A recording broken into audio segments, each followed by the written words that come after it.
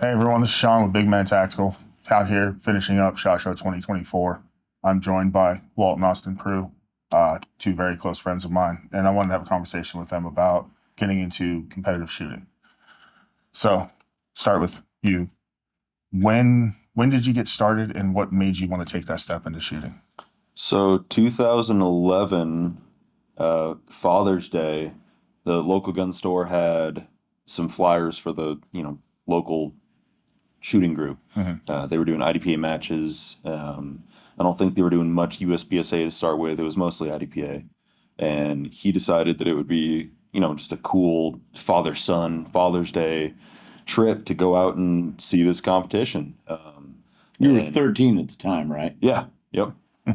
And he had the foresight going out there to bring his Sig 220 and like an Uncle Mike's holster and a couple old police snap style mag carry. Really sketch gear. Yeah, stuff that you normally wouldn't use if you were competing, but it was something. And we just went out there planning to watch and see what it was all about, and with the idea of maybe getting into it. And they said, "Well, you guys showed up, you brought stuff, you're gonna shoot." They were super encouraging and super accommodating. So basically, we showed up with what we had and jumped into our first match, and we struggled our way through that. He had done some police pistol competition. PPC stuff, law enforcement stuff, yeah. Yeah, some bullseye type shooting, a Yeah. little more on the bullseye end than what we're doing now.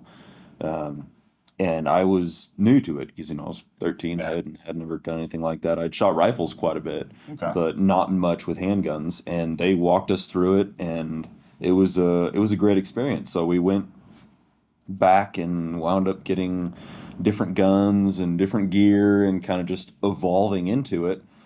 And yeah, it just became what we do together. And I started traveling and going to bigger matches and getting more serious about it. And it's kind of just been a long, interesting journey, from that day into what it is now. And it just evolved organically the entire way through, from being this cool thing that we're going to go check out into what or at least part of what I'm pursuing as a career and part of my life plans. So it's been a really cool journey, and it's been something that's allowed us it's facilitated us spending a lot of time together, because most fathers and sons don't spend at least one day of every single weekend Right. with each other, and it's afforded us that. Yeah. It's been a great mechanism for bonding and traveling and seeing new places and trying new cuisines and all kinds of cool stuff, man. It's been awesome. It's Yeah. been awesome. And so you started about the same time then. Well, I actually had been involved in competitive shooting prior to that. Not the same type of shooting, but I had shot long distance rifle matches and police practical, Okay. bullseye type matches, that kind of thing. CMP matches. Um, Not like heavily, not all the time, but and Austin talks about when he started shooting. He started shooting competitively at 13, but he owned his first rifle before he left the hospital when he was born. So he's been inculcated into the shooting, brotherhood, the community, his entire life. Okay. I've got photos of him at 5 years old, shooting rifles, that kind of thing. So he's had trigger discipline and gun safety beat into him like from very, very early on.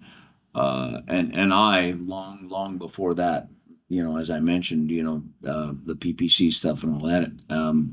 And I grew up with a gun in my hand and a bow, one or the other, across the handlebars of a bicycle, my whole life. I just, if it throws chunks or shoots something, I do it, Yeah. always. And it's been my passion from day one. And so that, like Austin mentioned, as he's grown up, it's been a father-son bonding thing from day one to this very day. Here we are, Right. So And I know my story when I got started competing is about the same. I was working armed security, shot a class of did my classification, and the guy running the course was like, "So I shoot IDPA.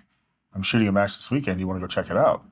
And I was like, "Yeah, sure, I'll go check it out." And kind of wanted to see what competitive shooting was all about, and showed up and saw some of the stages. And I remember the one was in Chino, little rickety bridge, and shooting targets from the bridge as it's shaking. And I'm sitting there, it's like, I want to do that.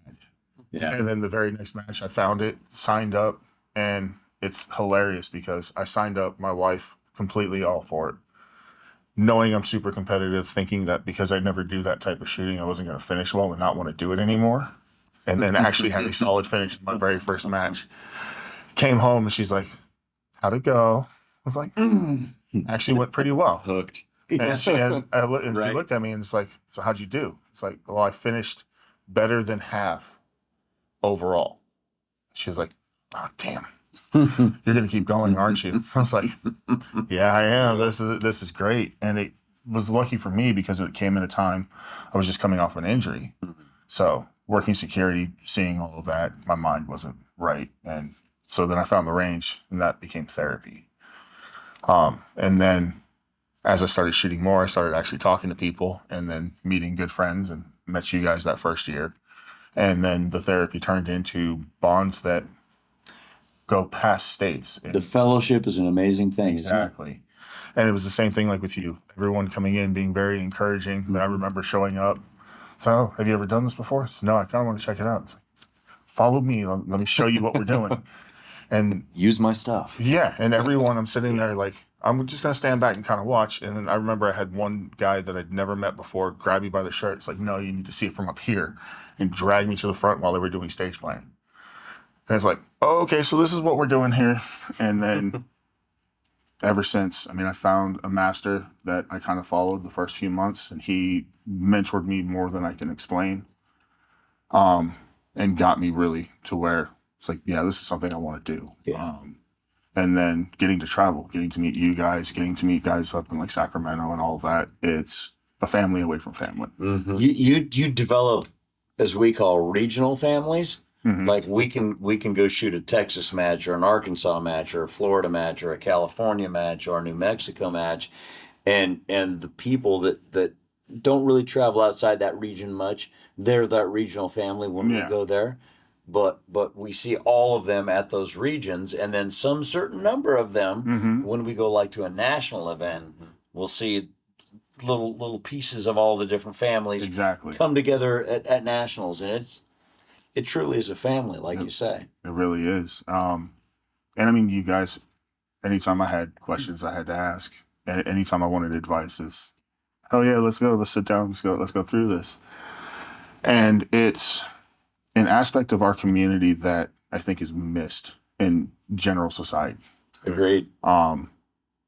I can't even begin to say how many times I've seen people that are kind of iffy around firearms. It's like, well, I just don't like people because I don't want them being rude when I mess up, or snickering or sneering at me because I don't do something exactly the right way.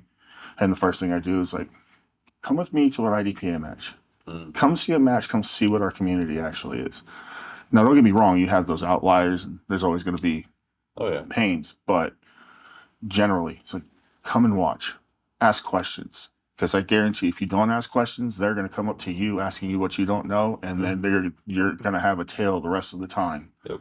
Because we want to make sure everyone can succeed. It's the most helpful, supportive group of people to introduce you to their passion, their sport, of any group I've ever been around.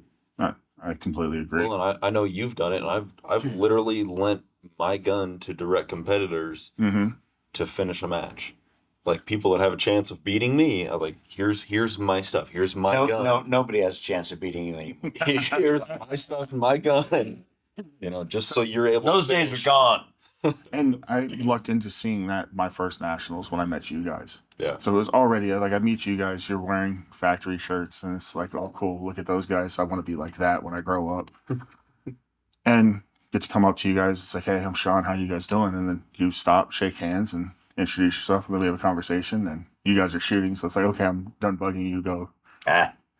But that match, I had one gun, and so I met someone in the lobby at the match hotel.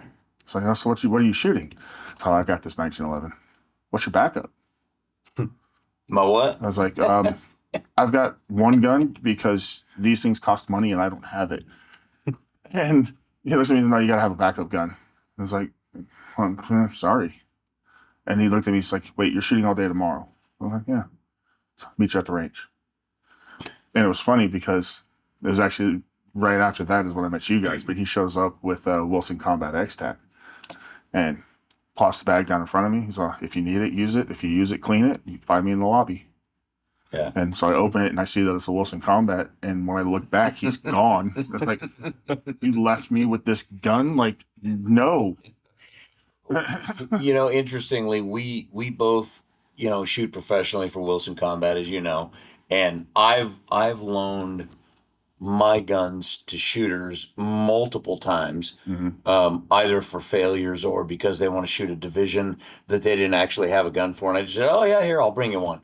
And Austin has done the same thing, and our sponsor Wilson Combat wants us to get product out there and represent and be good ambassadors, but also we want to put a gun into somebody's hands to compete regardless. I mean, it wouldn't matter who we shot for. I would do that same thing. Yeah. Happens we shoot for a really good company and that's why we do what we do, but and you guys have offered me a couple of times. Absolutely. I've had a few matches where I was working on my gun, it didn't quite come out right, and well, if you need it here. Yeah, here, have it. Yeah. And it's the same thing. I've shot matches where I've had guys run out of ammo.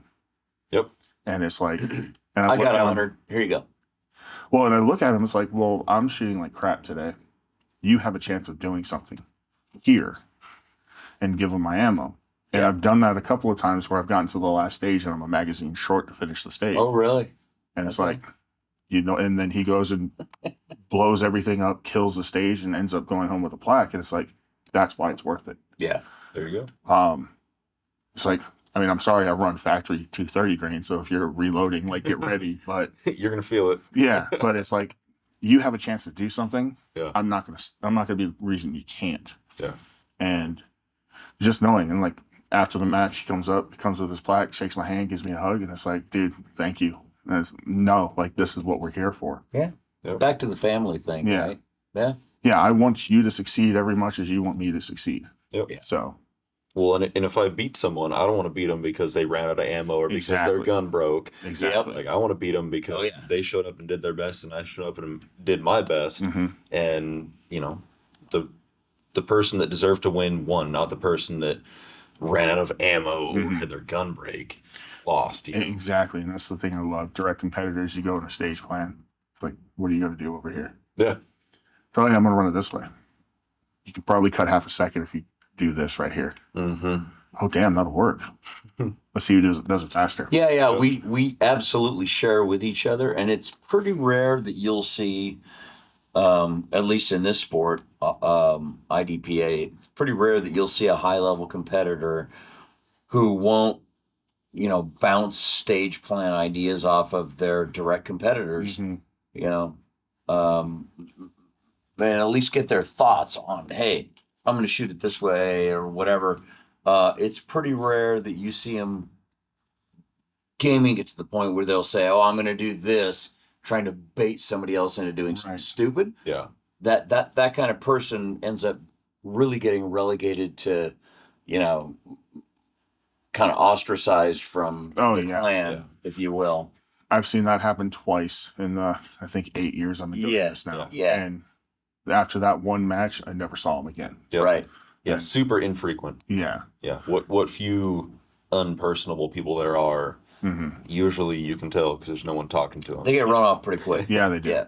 And that's the other thing that I like is we take care of each other. So, like, I can see someone do that to someone else, and I'll pull them aside. It's like, dude, that's a crap move. Like, I'm going to step on you next time you go out there. Right. So I haven't done security in a while, but I need to stomp on someone. Let's go. But Toss. But it's very much like that. We look out for each other. We want to make sure everyone is in the best possible position. And that's the thing I love about the sport. I mean, I grew up playing team sports, and when you get into the team sport era and everything is ego, everything is I'm better than you. You can't touch what I can do. I have to stand out. Yeah. Yeah. I was never that guy. I was always that team player. I put myself out of the way to make sure the team did well instead of making myself or one other person look good. Yeah. Which is why getting into this sport, you can be on a team. It comes down to your performance, how you do. Yep. Sure. But at the same time, you can be there for your teammates and you can all succeed at once. Yeah, I'll hand you all the opportunities to beat me. I'm still gonna do my best to beat you. But yeah, you're pretty dickish if you don't, offer the opportunity to level the playing field. Right. Well, and speaking of teams, I'll try and take this opportunity to brag a little bit. The Wilson Combat Team, there are a lot of teams out there of individual competitors and individual shooters that are sponsored by the same company, but they don't necessarily like each other that much. I have seen that. The Or Wilson, at least don't even associate. yeah. Yeah.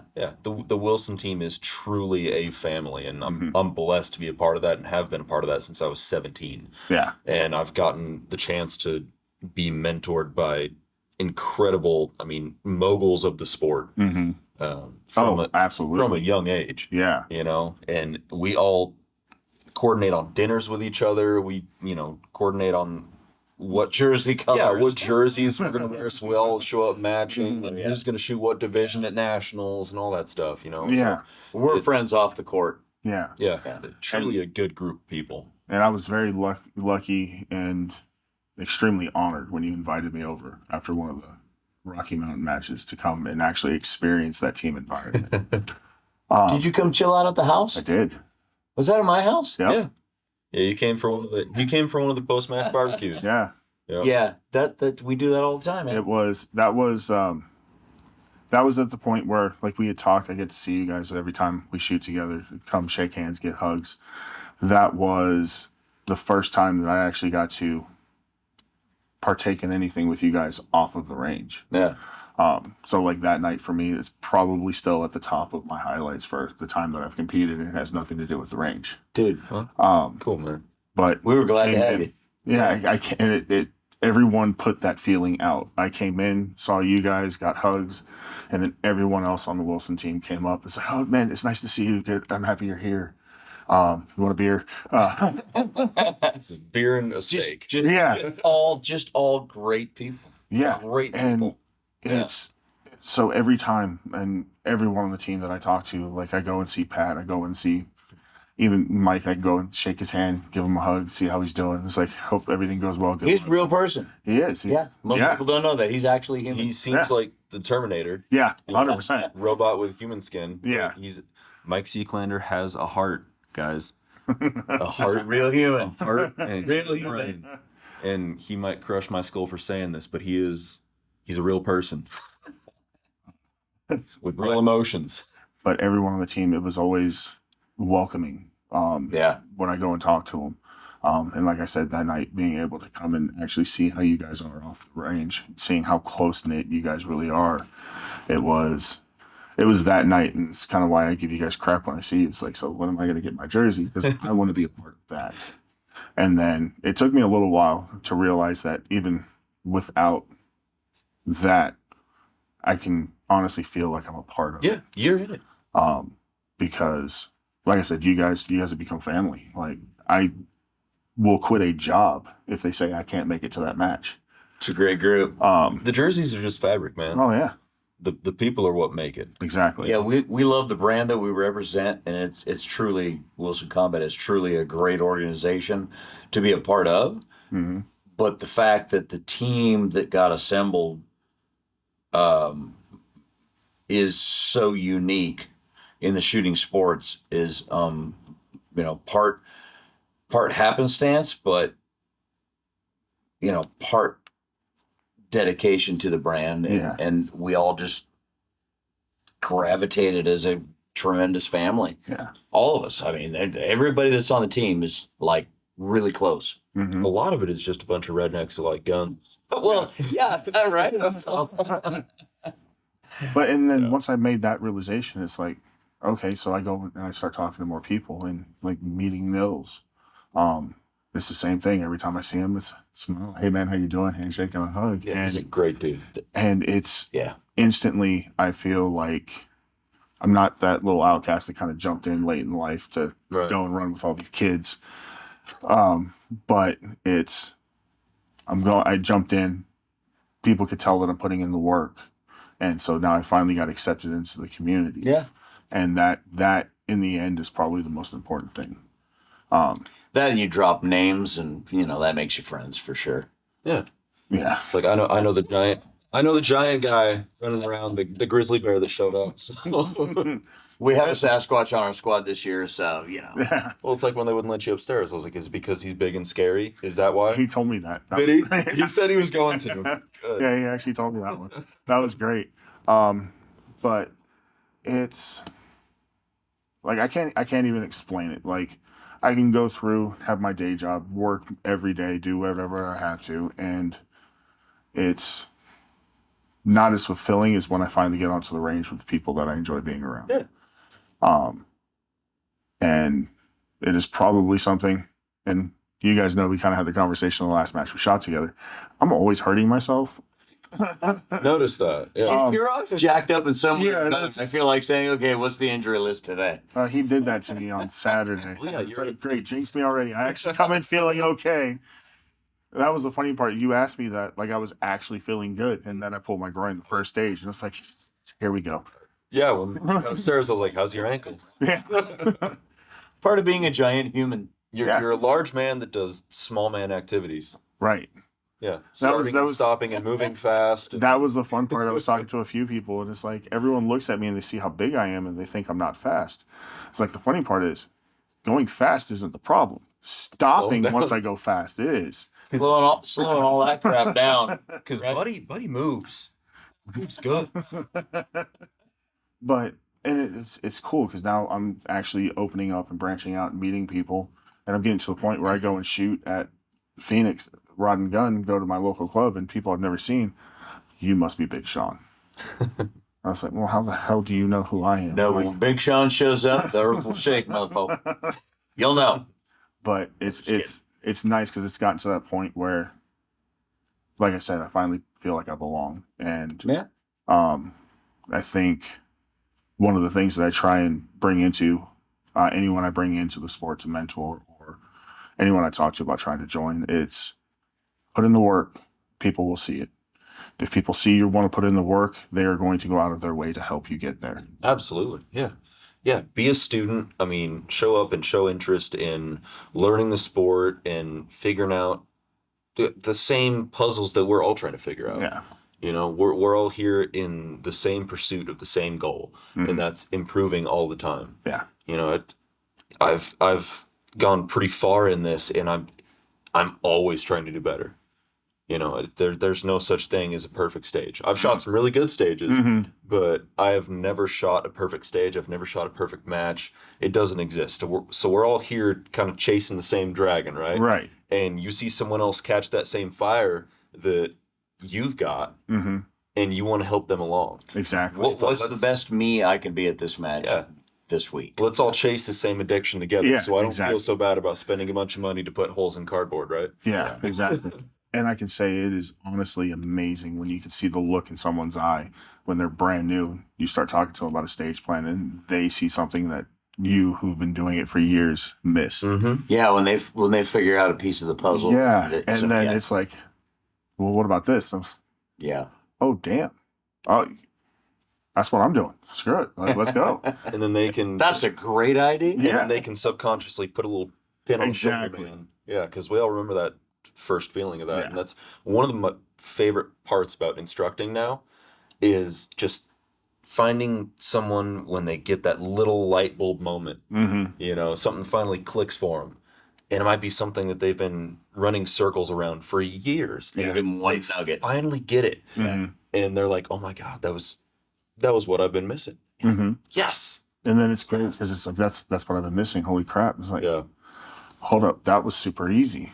How was I Yeah, missing that? sometimes one simple thing makes everything that they invested in a class completely worth it. One small thing for them and one small thing for another person. And it might be 5 different things for 8 different people to take a class that they take away from it. And it's like, I asked someone recently who's a high level shooter, if you could take a class that bought you 1 second per stage based on what you found out, what would that be worth? Mm-hmm. The answer was priceless. Yeah. It's like, I would give almost everything. 1 second per stage seems tiny, but that in the long run is gigantic. And if they can gain one little nugget from some guru of shooting that is actually translates into that kind of gain, is huge. Well, and that just goes to show how much we value that dragon that we chase. You know, this game that we're so involved in and so engrossed in the pursuit of. Yeah. 100%. So, I mean, obviously we've got dug pretty great into how great our community is. If someone was getting started, what avenue would you recommend kind of going? So I would say check out IDPA, USPSA, Steel Challenge. Go to the websites, see if there's a club near you. Steel Challenge is the easiest one to start with. If you've never competed and you've got a gun, you've got mags, I've got a holster and magazine carriers, I just want to figure out what this whole competition thing is about, then you can go shoot Steel Challenge. Same start position for every stage. Basically, I just need to hit these steel plates in a certain order, and then that's it.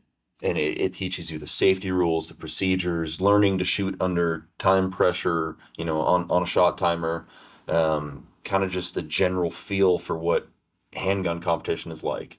That's the easiest intro, but like we started with IDPA, where you're moving, you're reloading, you're figuring out a plan on the clock, same thing you did. So it's definitely doable. From a rules perspective, USPSA is definitely more accessible than IDPA just because of the reloading. Simpler. Yeah, there's less to pay attention to. But even for IDPA, if your first match is an IDPA match and you get 20 procedurals through the course of the match, who cares?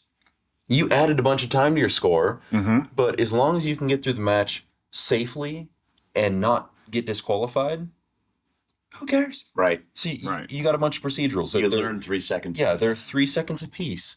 So you added a bunch of time to your score, but you learned. Yeah. And you start figuring it out. And the next time you're like, okay, this happened last time. I didn't like that. That penalty hurt, so I'm not going to do that this time. And I'm going to screw up something else, but I'm going to figure it out on the way. Yeah. The procedurals and the penalties, they don't matter. As long as they're not safety related, it doesn't matter. Like that's how you learn the game. Yeah. Like you said, you learn 3 seconds at a time. So I would say for someone looking to get into it, just do it. Just try it. I mean, and take the leap. And from the very simplest basic approach, IDPA, USPSA, Steel Challenge, GSSF, any of those things you can search on the internet and go to the website. It'll show the rules, and you can download the rules on a PDF, print it out, read it, reread it, and make sure that your gear is correct. But even if it's not, as long as you focus on the safety portions of those rule sets and know what it takes to do it safely, which is all pretty much intuitive to shooting in general, just go. Yep. Nobody is going to, look at you and, oh, you're new and you're not very good. No, they're going to be, hey, you're new. Welcome to the club. How can we help you? Ask questions, and everybody is super helpful in all of those sports. And no matter what you do, it's going to be like drinking from a fire hydrant. There's going to be a lot of new information for like the first few months. But everybody's going to help you. And once you get past that, then you hit the honeymoon phase where it's like, I'm getting better incredibly quickly. I'm figuring out my gear. I'm figuring out what works for me and what doesn't. I'm improving because I'm learning the game. Yeah. And there's just this astronomical rise for like 6 months usually. It's pretty great reward. And that's when the hook really gets set. Yeah. Yeah, it's good that that's when it gets set, because once you hit that plateau and realize the amount of work you got to put in afterwards. Then Well, and interestingly, by then you're already committed and you're passionate about it. Yeah. So even though you're not increasing in skill level as rapidly as you did for the first, like year, Mhm. there are other reasons that you gravitate toward that drive your desire to keep getting better, even though the increments are smaller. So it's an addiction that like kind of doesn't really taper off. Absolutely. Yeah. Yeah, because I mean, I was kind of the same way every time anyone asked. It's like, well, I want to get to the range and I want to practice a little bit more. So that's all well and good. But go to an indoor range where you're standing in a box, like it's not going to actually help you when you get down to It's it. pretty different. Yeah. So, like, if you want to get into competing, go watch a match, Yep. ask questions. Great Once point. you feel comfortable, sign up. Great point. Well, and some clubs have, for example, our club, Action Pistol Group in Grand Junction, we started doing intro to competitive shooting matches where for $10 you can go, having never done any of them, and get a taste of the rules and regulations for IDPA, USPSA, and Steel Challenge, and you get to try a stage of each of those. And you get all of the range commands, the safety rules, all of that. So when you decide to go participate in your first match, your first regular club match, you really have a familiarity with what to expect. And it takes away the barrier to entry for a lot of people, because it's sort of intimidating to think, oh, let's go to a track meet. Right. Well, what if I don't run? What if I'm not a track star? What if I've never done that before, right? You don't know what to expect. So this takes away that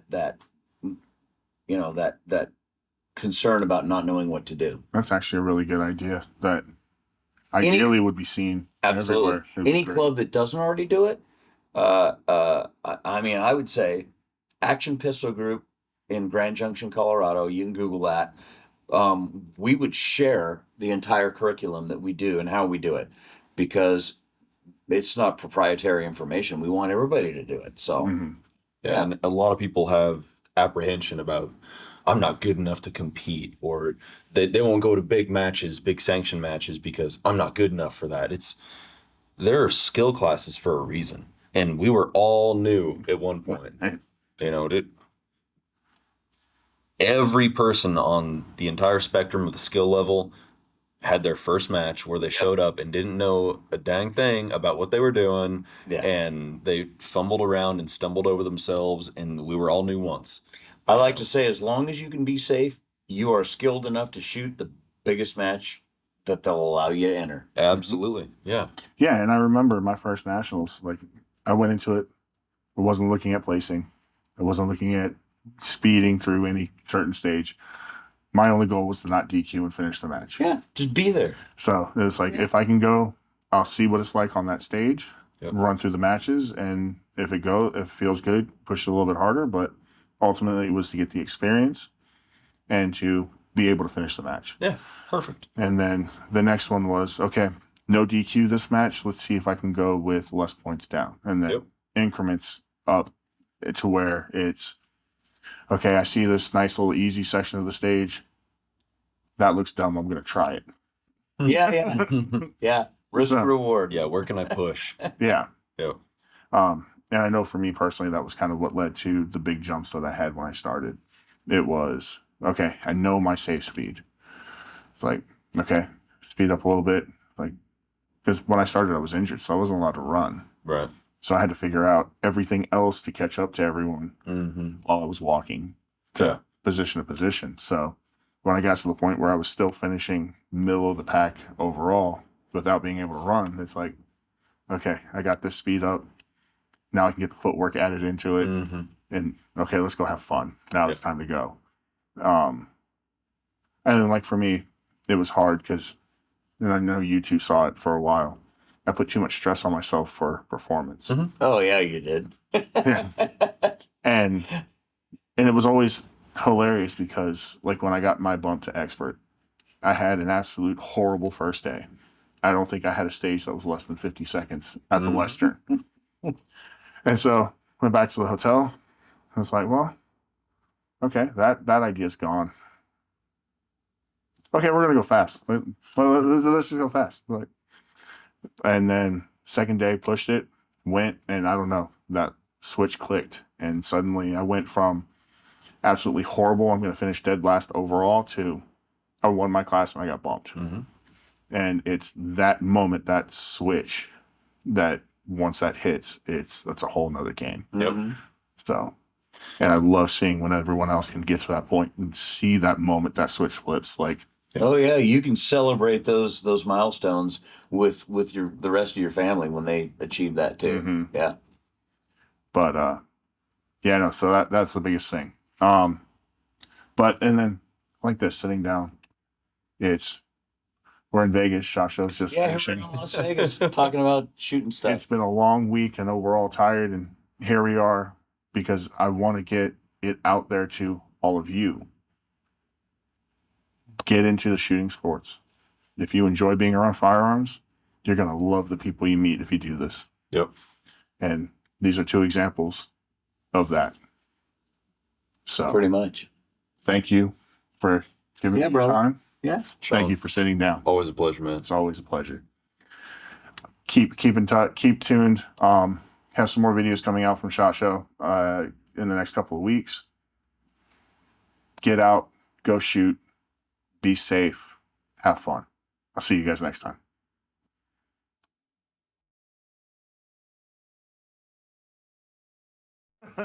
Sound like Denver. You've been talking to him too much.